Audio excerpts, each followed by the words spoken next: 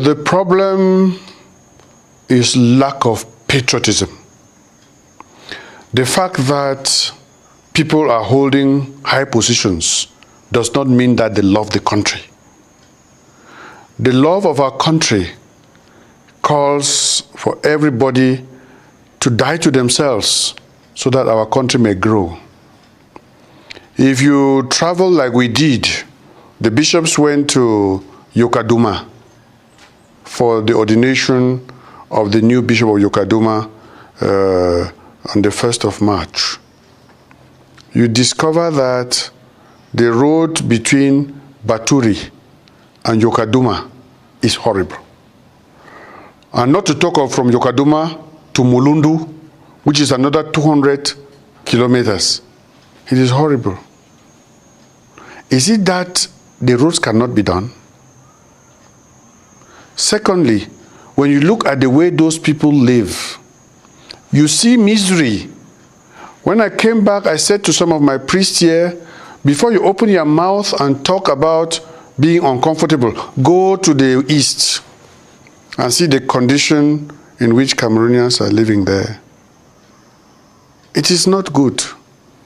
And yet there is a lot of, we have a lot of minerals in this country coming from the east of Cameroon. Secondly, if you go to the far north, you go to Yagwa, for example.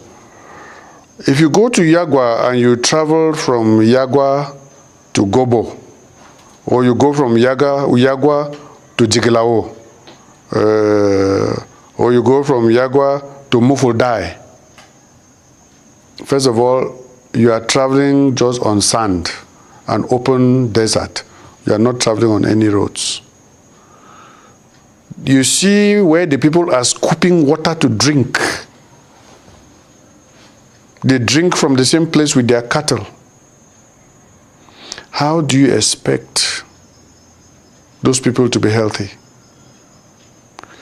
When you go, you see some places where they have created schools on paper, where the children are sitting under the trees. Thank God for a Swiss association, Asia Cameroon, that is up there trying to help build some schools, trying to help dig some wells and all that. There is suffering in the far north. There's suffering. I've been there a couple of times and I've been around the place. So it is a matter of getting the interest to help our country. We must be patriotic. We must love Cameroon. We must be able to try to develop Cameroon. And I think the second problem, which is linked, is the corruption that goes on in execution of public contracts. That if contracts are given for wells to be dug, or for boreholes to be created, or for roads to be built, that they are done selflessly, and it is followed up to ensure that those who take those contracts do what they are supposed to do. People don't love Cameroon. Most of those who have access to wealth don't love Cameroon. And yet, it is the people who are poor who have to contribute the taxes for these people who are rich to do contracts and to do whatever they want to do and to eat that money. I think that we must love our country. Cameroon is a very blessed country. Now we are preparing to go on pilgrimage to Marienberg, where the first Catholic missionaries landed in 1890, to go and pray for peace in this country and for development. But at the same time, if you listen to the head of state speech on the 31st of December, he insisted that he was going to go after all those who are corrupt, all those who are taking money of contracts and not executing, and he is going to bring them to book. We are waiting. We are waiting, because these words should match action. Even though he has said that many times, in many of his speeches, and the trend has continued upward. We are waiting. This time he said it again, we are waiting. And I don't think I've given an interview about this. I'm giving an interview now to say that we are waiting, because it is not normal. It's not normal. Sometimes when you look at the execution of the budget of the state with regard to contracts that have been given for various things, either building of schools or doing roads, opening. It is not the problem of the government as government. It's the problem of those who are supposed to execute those things. They just take the money and sit down and nothing happens. We are saying that the suffering of the people is too much.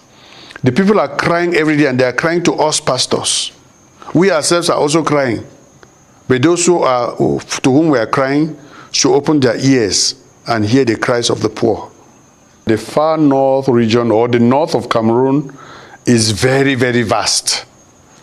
And by the climate, by the natural indications, life is harsh to start with.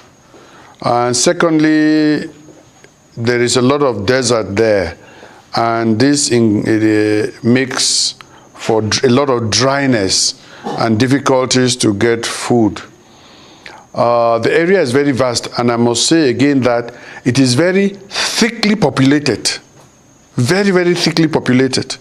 When we went up there 2 years ago for our annual meeting with the bishops in Marwa, we went to Tokombere. I don't think I've seen children anywhere on earth like I saw in Tokombere. Children! When you see them as a pastor, you have one preoccupation. What do they eat? Where do they go to school? And if they are sick, where do they go to? And above all, what is their future? Where are they going to?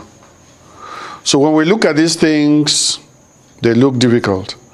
But I think it will be good. I mean, I can give you some of the aspects I've looked at, but when you talk to a bishop in the north, like the Bishop of Yagwa, it's a man who was born there. He has lived there all his life.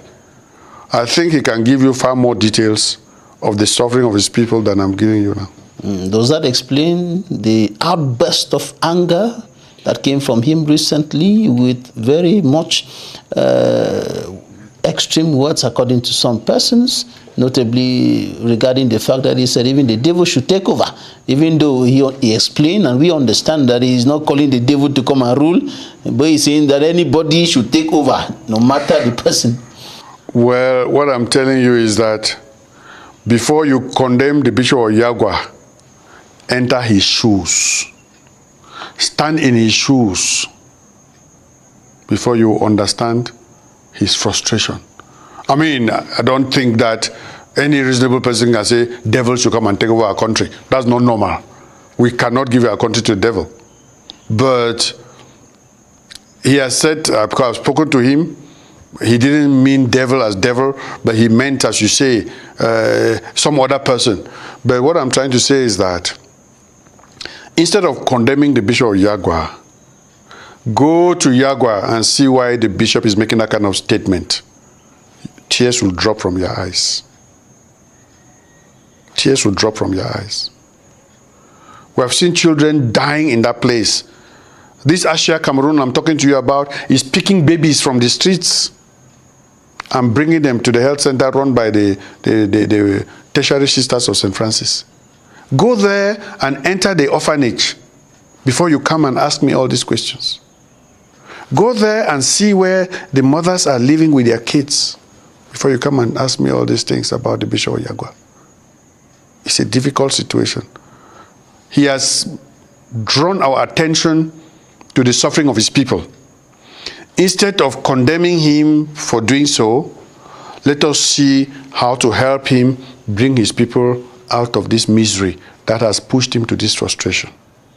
In the message of the bishops, the high cost of living was blamed on excessive taxation or an unfavorable taxation policy. Things the bishops mentioned in their letter after the Boya conference was the aspect of taxation. The people of this country, the citizens, should have a strong and good relationship with their government. Their role is not to be taxed. And I think